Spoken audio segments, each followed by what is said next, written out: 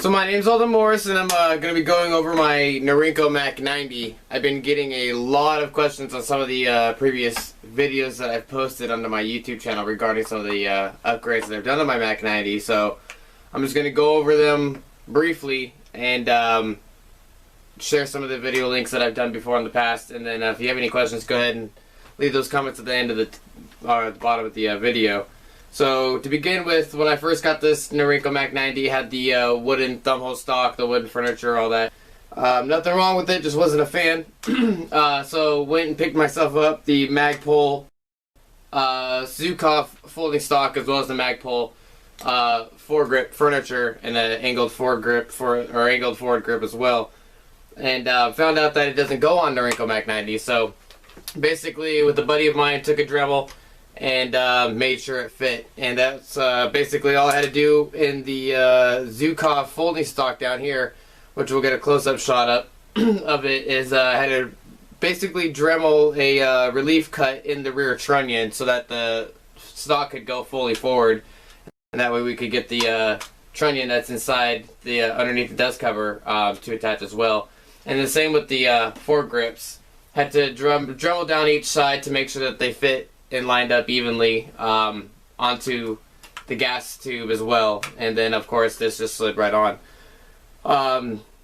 Moving on to the second modification that I did shortly thereafter was I installed with my buddy James Bennett, gunsmith here in Lakewood, Washington, the ALG AKT trigger into this Norinco MAK90. And basically what they specialize in is a lighter trigger pull. They claim to have a 1/8 inch trigger pull with a 1/8 inch reset. So I'll show you that here. We'll go ahead and rack it. And then there's that trigger pull. Rack that again.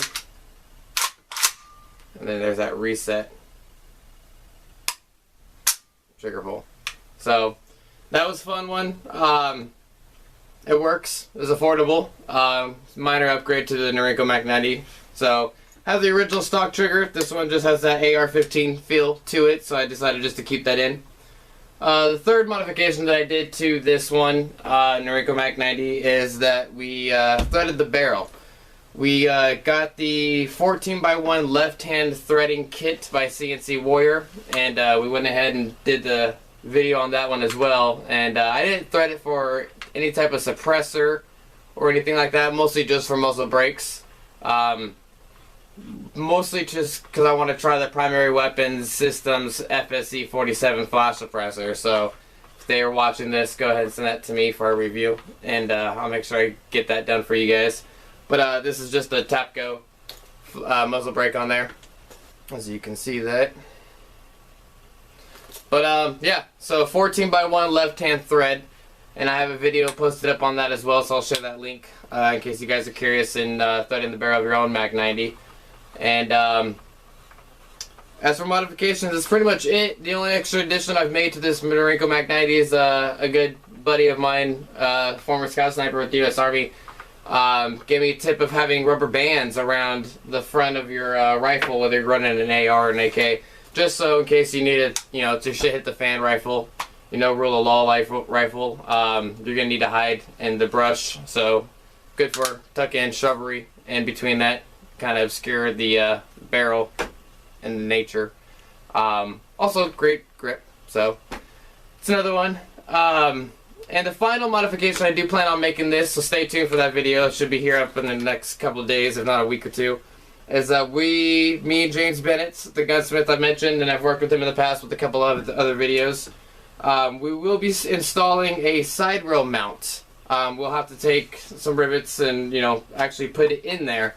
And we're going to be getting a low profile side rail mount, so that way we can attach the MH1 Hartman Reflex sight to the top of this bad boy, kind of begin the process of turning this Norinco MAK90 into the AK Alpha that's being seen out there. But yeah, we're going to basically get a low profile side rail mount on there. And that's primarily because, for example, Texas Weapons Systems offers the dog leg rail. But in order to install that, you have to kind of rid yourself of your iron sights. And in my opinion, and in what I've been trained, is if your reflex sight craps out, you need to have your backup iron sights. So that dog leg rail, you're not going to have your iron sights anymore. Even if you have to flip up sights, still want to rely on the original AK47 iron sights.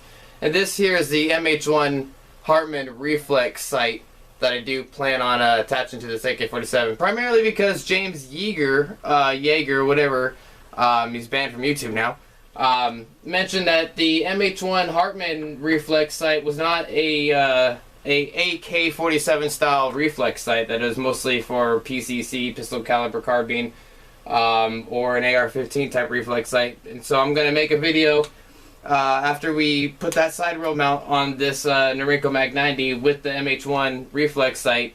I'm showing that it does indeed make a great AK-47 reflex sight, as we've tested before on AK-74s and things like that. And the AK Alphas do feature the MH1 Hartman. So stay tuned for that video coming up in the next couple weeks. And like I said, let me know what you think of the comments and in the comment section. I mean, any modifications that you've done, any tips or advice. Pretty much the last thing I need to do to this is to install that side rail mount. So, thanks for watching.